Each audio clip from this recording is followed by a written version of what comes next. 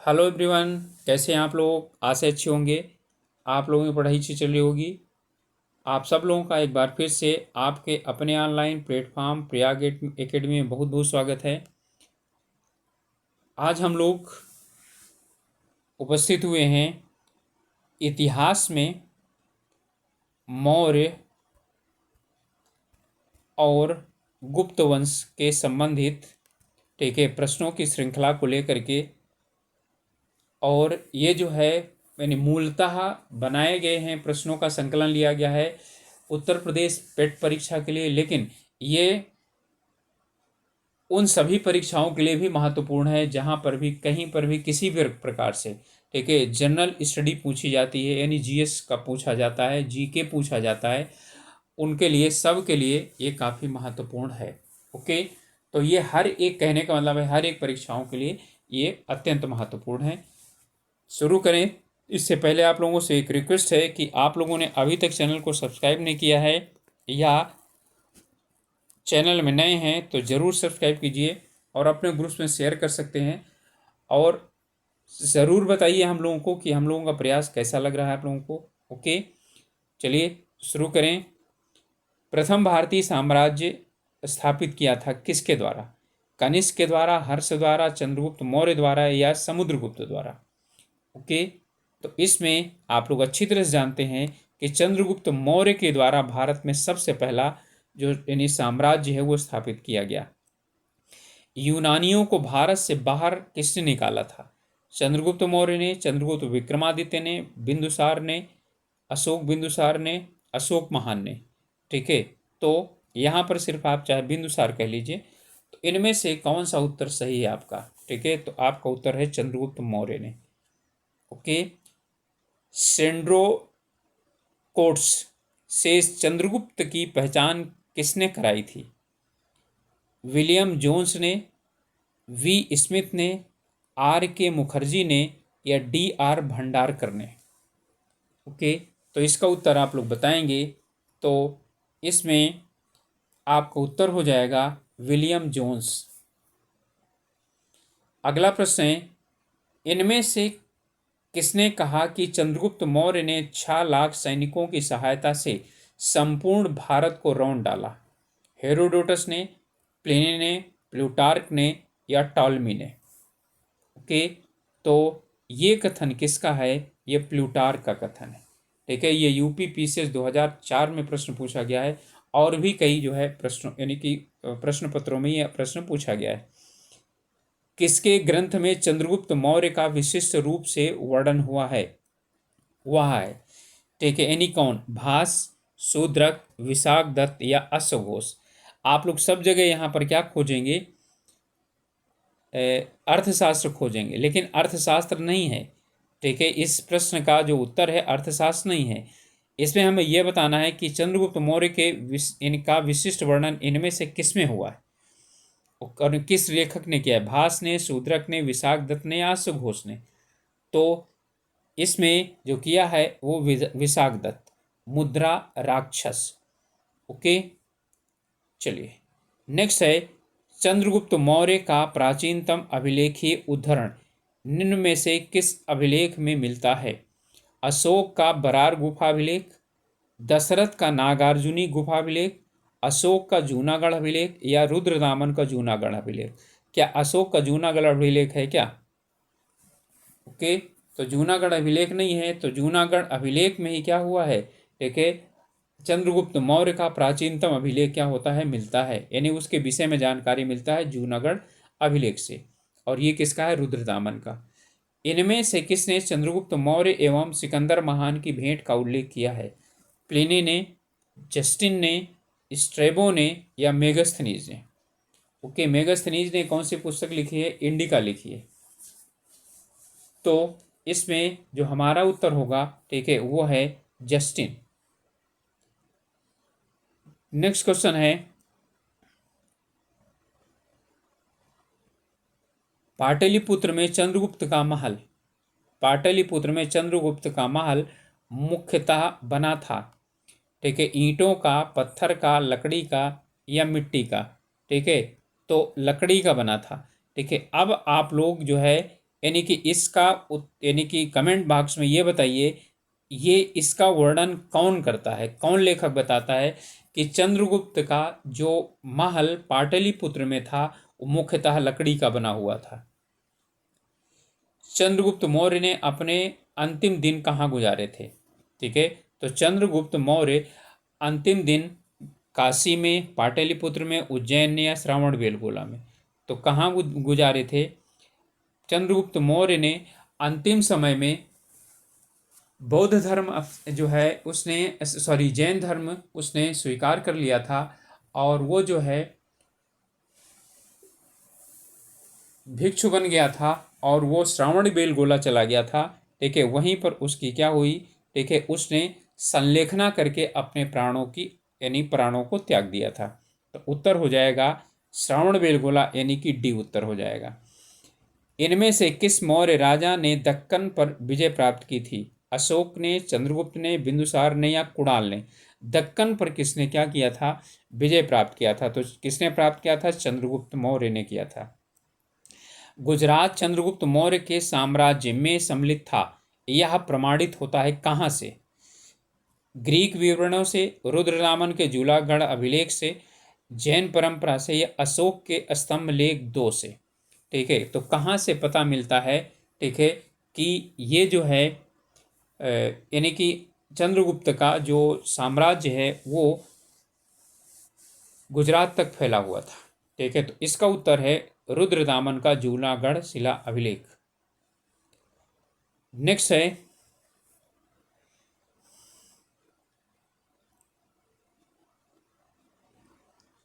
अपने शिलालेखों में अशोक सामान्यतः किस नाम से जाना जाता है? चक्रवर्ती, प्रियदर्शी, धर्मदेव या धर्मकीर्ति? ओके, तो इसका उत्तर जो है आप लोग बताएंगे। इसमें सामान्यतः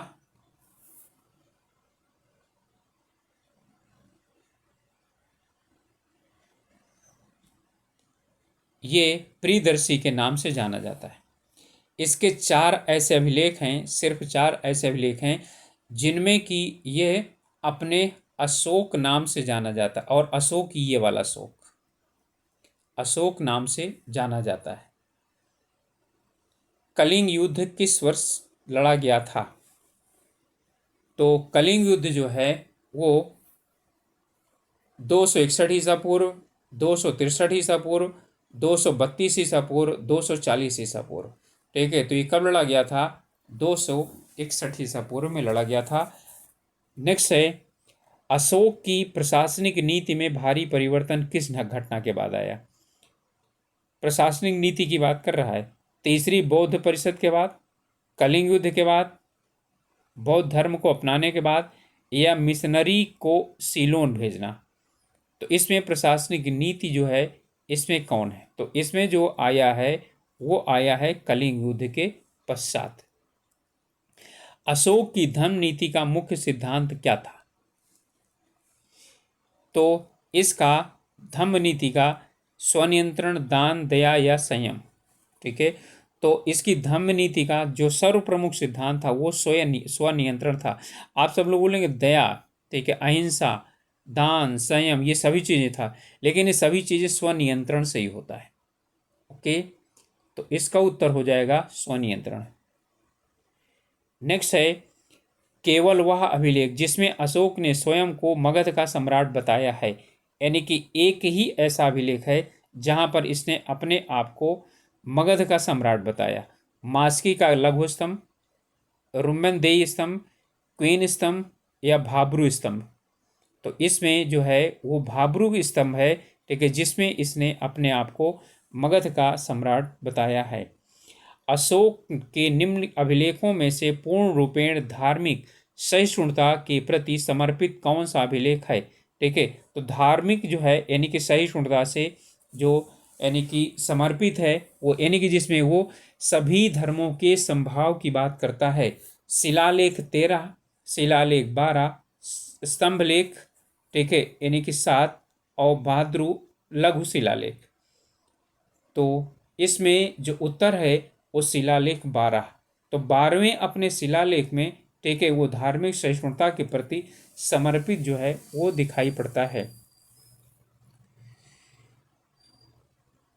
निम्नलिखित में से किस दक्षिण भारतीय राज्य का उल्लेख अशोक के अभिलेख में नहीं है?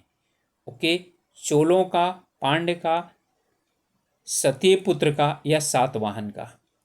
तो इसमें इसमें सातवाहनों का उल्लेख जो है इसके जो वो हैं यानी कि अभिलेख हैं उसमें नहीं हुआ है।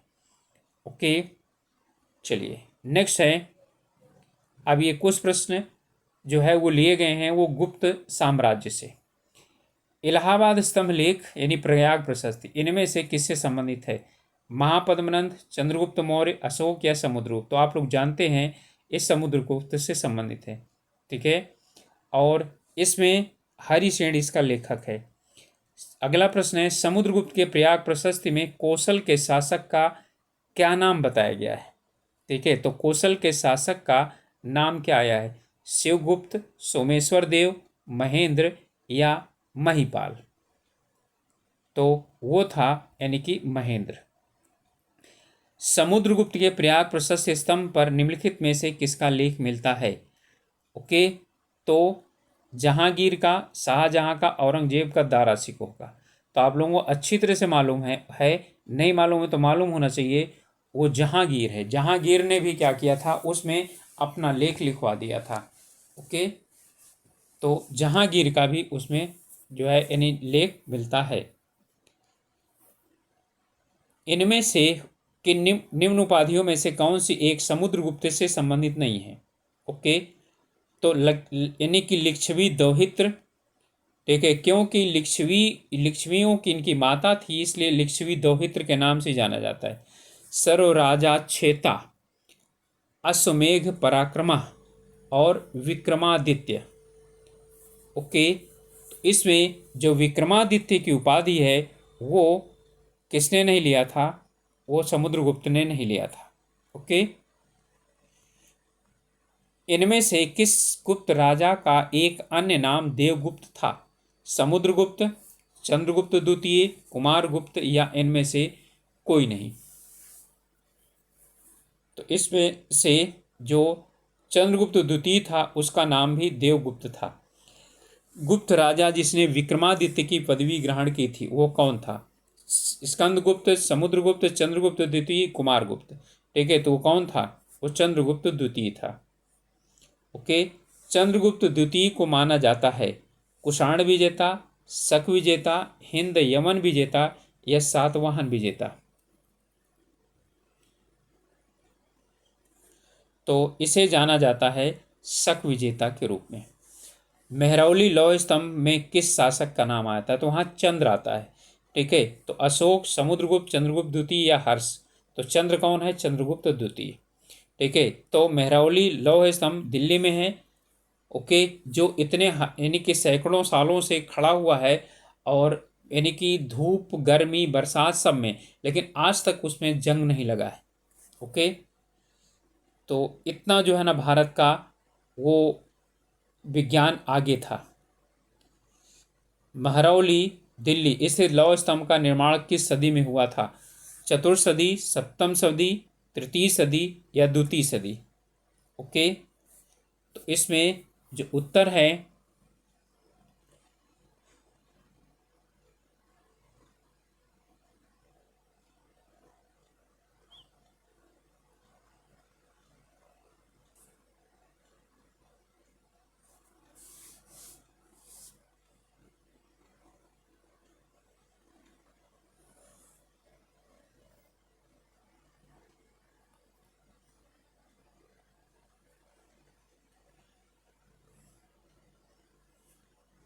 चलिए ये है तृतीय सदी।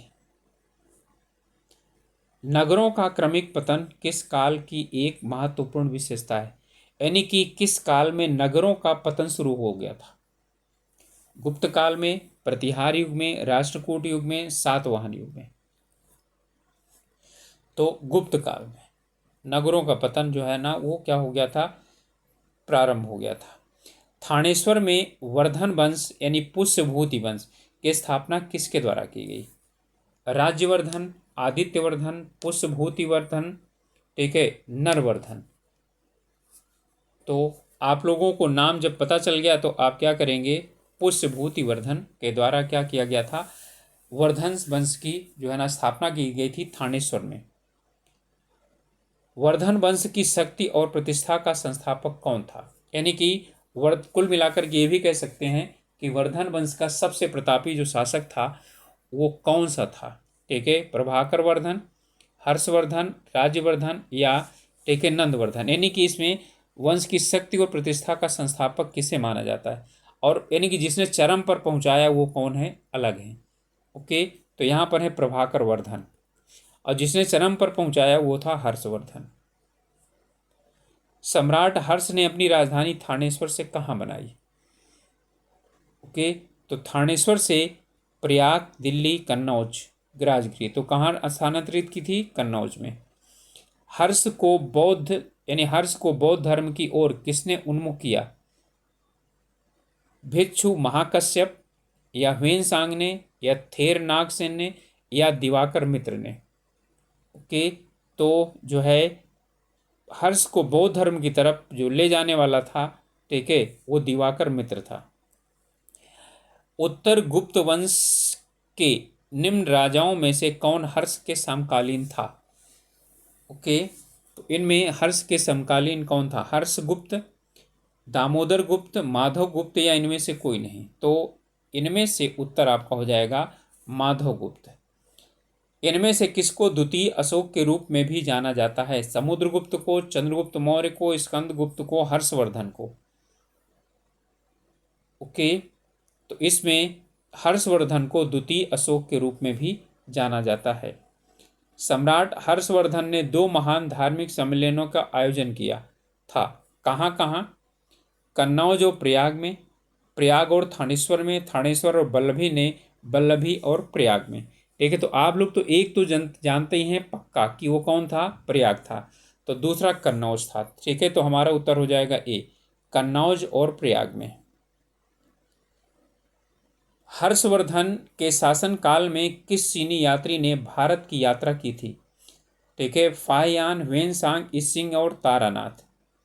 तो इसका आपका उत्तर हो जाएगा, देखिए, हर्षवेन। ठीक है, हा से हर्ष और वहा से वेन।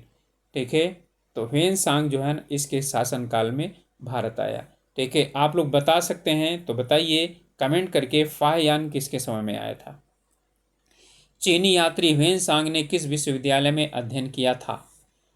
तो इसने अध्ययन किया था तक्षशिला, विक्रमशिला, मगध में या नालंदा में? तो नालंदा विश्वविद्यालय में किया था। ह्वेनसांग के अनुसार नालंदा विश्वविद्यालय में कितने विद्यार्थी शिक्षा प्राप्त करते थे? जो इन्होंने लिखा है, क्योंकि खुद भी वहाँ के क्या थे, विद्यार्थी थे। ठीक है, तो ये मानते हैं, ठीक है, कि नालंदा विश्वविद्यालय में 10,000 विद्यार्थी शिक्षा ग्रहण करते थे। हर्ष के दरबार में ह्वेनसांग को एक दूत के रूप में किसने भेजा था? ताइसुंग ने, तुंग क्वान ने, या ई वेन यू ने, या इन सभी ने मिलकर के? ओके, तो ताइसुंग ने जो है ना हर्ष के दरबार में ह्वेनसांग को भेजा था। आज भी भारत में ह्वेनसांग को याद करने का प्रमुख कारण क्या है? हर्ष के प्रति सम्मान, नालंदा में अध्ययन, बौद्ध धर्म में आस्था, या सी यू की रचना। ठीक है, तो आप लोग जानते हैं कि सी यू की जो है ये ह्वेनसांग की रचना है, और ये भारत में तत्कालीन इतिहास का एक प्रमुख स्रोत है, इतिहास की जानकारी का। ठीक है, इसलिए ह्वेनसांग को सी यू के लिए याद किया जाता है। नेक्स्ट है, हर्ष और पुलकेशिन के बीच युद्ध किस स्थान पर लड़ा गया? ठीक है, तो हर्ष था उत्तरापथ का और पुलकेशिन था दक्षिणापथ का। ठीक है, तो उत्तर और दक्षिण के बीच में जो सीमा रेखा निर्धारित करती थी वो थी नर्मदा नदी। ठीक है, तो अब इसमें नर्मदा नदी के तट पर, सौराष्ट्र सीमा पर, विंध्याचल पर्वत की श्रृंखला पर, या गोदावरी के तट पर? तो क्या बताया, ठीक है, कि नर्मदा जो है वो यानी कि उत्तरापथ और दक्षिणापथ की क्या करती थी, सीमा निर्धारित करती, यानी उत्तरापथ का दक्षिण सीमा नर्मदा थी, और जो है दक्षिणापथ की उत्तरी सीमा नर्मदा निर्धारित करती थी।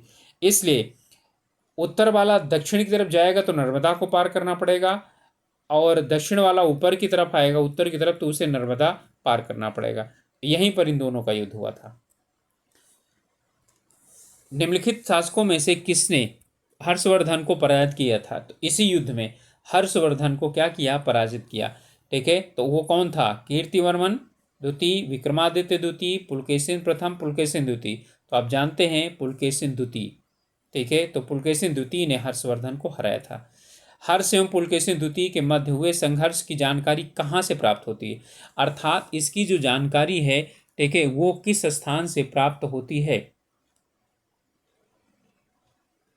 ये प्राप्त होती है ऐहोले अभिलेख, बंसखेड़ा लेख, हाथी गुम्फा अभिलेख या ह्वेनसांग वर्णन। तो ये ऐहोले अभिलेख से प्राप्त होती है। इसे याद रखिएगा, बहुत जो है ना ये मतलब कई आयोगों का पेट क्वेश्चन है और बहुत इंपॉर्टेंट क्वेश्चन है। कहने मतलब है, हर्ष के सोने के सिक्के के पृष्ठभाग पर किसका अंकन है? गौतम बुद्ध का, मैत्रेय का, शिव पार्वती का या सूर्य का? ठीक है, तो उसमें पृष्ठभाग पर, ठीक है, शिव और पार्वती का चित्र अंकित है। कौन सी रचना हर्ष द्वारा रचित नहीं है? रत्नावली, नागानंद, हर्षचरित और प्रियदर्शिका।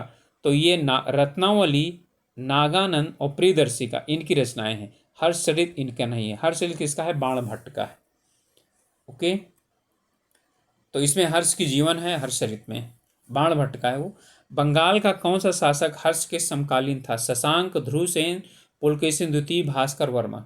ठीक है, तो अभी जानते हैं आप कि पुलकेशिन द्वितीय तो दक्षिणापथ का था। ठीक है, तो अब शशांक, ध्रुवसेन और भास्कर वर्मा 3 बाकी रह गए। इनमें से क्या करना है? आपको चुनना है।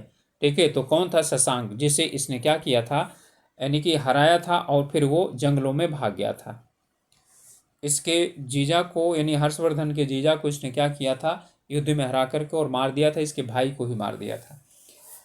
हर्षवर्धन का समकालीन दक्षिण भारतीय शासक कौन था? कृष्णदेव राय, पुलकेशिन द्वितीय, मयूर वर्मा या चिक्का देव राय ओडेयर। तो आप जानते हैं अच्छी तरीके से पुलकेशिन द्वितीय, कई प्रश्न इसके आ चुके हैं, तो यही उत्तर हो जाएगा आपका। हर्षवर्धन की आरंभिक राजधानी कहाँ थी? ठीक है, तो ऊपर आप लोगों ने पढ़ा प्रयाग, थानेश्वर, कन्नौज और मथुरा। तो क्या प्रयाग से उसने स्थानांतरित की थी या मथुरा से स्थानांतरित की थी? तो कहाँ से कहाँ स्थानांतरित की थी? थानेश्वर से कन्नौज या कन्नौज से थानेश्वर। ठीक है, तो जो है कहाँ से कहाँ यानी ट्रांसफर की थी? तो थानेश्वर से कन्नौज को। ठीक है, तो आपका उत्तर हो जाएगा प्रारंभिक राजधानी थानेश्वर थी। गौड़ वंश का प्रमुख शासक कौन था? विजयसेन, शशांक, गृहवर्मा और कृष्णगुप्त। गौड़ वंश का जो शासक था, ठीक है, इसी ने ही मतलब इसके जो हर्षवर्धन था उसके भाई की और बहनोई की हत्या की थी।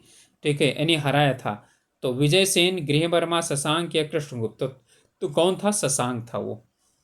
ह्वेनसांग के अनुसार किस बौद्ध शासक ने बोधि वृक्ष को कटवाकर गंगा नदी में फेंकवा दिया था? ठीक है, तो इसमें जो उत्तर है शशांक, खुशनवाज, मिहिरकुल या इनमें से कोई नहीं, तो वो था शशांक। गुप्तोत्तरकालीन प्रशासन में प्रांतों को कहा जाता था? भुक्ति, राज्य, परगना या क्षेत्र। तो गुप्तोत्तर काल में प्रांतों को क्या कहा जाता था? ठीक है, किस नाम से जाना जाता था? ये हमारा क्या है? वो है। तो इन्हें प्रांतों को भुक्ति कहा जाता है, और प्रांतों को जो यानी देखते थे उनको भुक्तपति कहा जाता था। इनमें से देखना है कि कौन सा जो है यानी कि अधिकारी और विभाग, ठीक है, वो सुमेलित नहीं है। ठीक है, इनमें से कौन सा अधिकारी और विभाग सुमेलित नहीं है? संधि विग्राहिक, युद्ध एवं शांति का मंत्री, महाबलाधिकृत सेनापति, चट्टभट्ट राजस्व अधिकारी, यमचेट्टी स्त्रियों का संरक्षक। ओके, तो इनमें से कौन सा ऐसा है जो हाँ अधिकारी की जो है ना सुमेलित नहीं है? ओके, तो इसमें संधि विग्राहिक, युद्ध और शांति का मंत्री था, महाबलाधिक सेनापति था, यमचेट्टी जो है स्त्रियों का संरक्षक था, चट्टभट्ट जो है ये राजस्व अधिकारी नहीं था, तो यही सुमेलित नहीं है, तो उत्तर हो जाएगा सी। सामान्य परिस्थितियों में किसे उत्तराधिकार में स्त्री धन का प्रथम अधिकार था? ओके, यानी कि स्त्री धन का यानी कि उत्तराधिकारी कौन था? पति, पुत्रियां, पुत्र या पुत्र वधुएं, सामान्य परिस्थितियों में। ठीक है, तो सामान्य परिस्थितियों में स्त्री धन का जो यानी प्रथम अधिकार किसका था? वो पुत्रियों का था। गुप्तोत्तर काल की सामाजिक सांस्कृतिक अवस्थाओं के संबंध में इनमें से कौन सा कथन सही नहीं है? यह गुप्तोत्तर काल की सांस्कृतिक और यानी सामाजिक अवस्थाओं की बात कर रहा है। भूमि अनुदानों की संख्या में वृद्धि हुई, जातियों की संख्या में वृद्धि हुई, केंद्रीय नियंत्रण में वृद्धि हुई, तांत्रिक क्रियाकलापों में वृद्धि हुई। ओके, देखिए, भूमि अनुदानों की संख्या में वृद्धि हुई, बिल्कुल सही है। जातियों की संख्या में वृद्धि हुई, ये भी सही है। तांत्रिक क्रियाकलापों की संख्या हुई वृद्धि हुई, ये। गुप्तोत्तर काल में, ठीक है, जो केंद्रीय नियंत्रण की प्रवृत्ति है वो बढ़ी नहीं थी, वो घटी थी, क्योंकि कोई केंद्रीय शक्ति कोई रही नहीं गई थी। ठीक है, तो आपका उत्तर सी हो जाएगा। ओके, नेक्स्ट है, इनमें से कौन जो है ना कौन अंत्यज नहीं है? ठीक है, चांडाल, राजक, नट या यवन। ठीक है, तो इसमें जो राजक है वो अंत्यज नहीं है। अंत्यज का मतलब है जो छोड़ने योग्य ना हो। तो चांडाल, नट और यमन को क्या किया जाए? उसे छोड़ दिया जाना चाहिए। गुप्तोत्तर काल के निम्न में से किस न्यायवेत्ता ने घोषित किया शूद्र प्रकृति से दास नहीं हैं? ओके, मेधातिथि, विज्ञानेश्वर, नारद या जीमूत वाहन। तो इसमें जो उत्तर है वो कौन है? मेधातिथि। इनमें से कौन सा सुमेलित है? चांडाल सर्वाधिक निम्न जाति, कायस्थ, ये कायस्थ था परंपरागत जाति, मागध वैश्य जाति, चारण क्षत्रिय जाति। ओके, तो इनमें जो उत्तर है वो पहला वाला सही है। ठीक है, चांडाल सबसे निम्न जाति को कहा जाता था। यह सबसे जो है ना चांडाल की श्रेणी सबसे निम्न जाति में आती थी। इनमें से कौन सती प्रथा के विषय में अपनी आलोचना के लिए प्रसिद्ध हैं? ठीक है, सती प्रथा की आलोचना किस किस ने की? कालिदास, बाणभट्ट, मेधातिथि या माधव। ठीक है, तो इनमें कौन से आलोचना के लिए प्रसिद्ध हैं?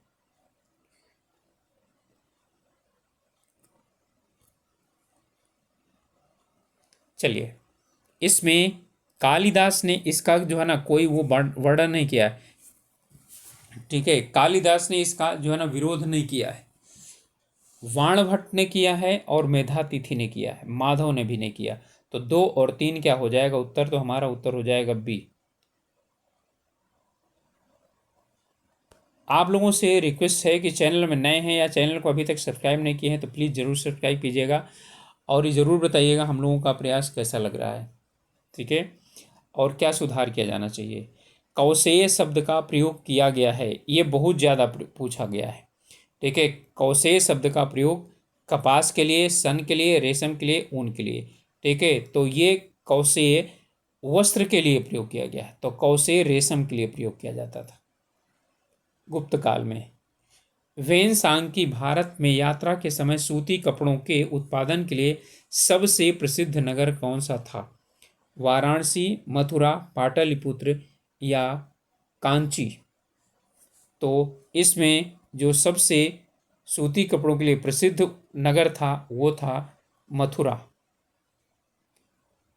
गुप्तोत्तर काल में कारा शासन था एक प्रकार का भूमि चार्टर, किसानों से अधिग्रहित एक अतिरिक्त कर, ग्रामीणों द्वारा दी जाने वाली एक विशेष सेवा या राजा के सैनिक सेवा प्रदान करने से संबंधित राजाज्ञा। ओके, तो कारा शासन जो है वो गुप्तोत्तर काल में एक प्रकार का भूमि चार्टर था। ओके, तो ये यानी कि लगभग ये 60-65 प्रश्न थे जो मौर्य युग, गुप्त युग और वर्धन यानी हर्षवर्धन से संबंधित थे। ओके, तो आप लोग जरूर कमेंट करके बताइएगा कि हम लोगों का प्रयास कैसा आप लोगों के लिए लग रहा है। ठीक है, और कुछ इसमें क्या हम लोग परिवर्तन कर सकते हैं। ओके, अपनी पढ़ाई अच्छी तरह से कीजिए, स्वास्थ्य का ध्यान रखिए। मिलते हैं अगले वीडियो में, तब तक के लिए ऑल द बेस्ट।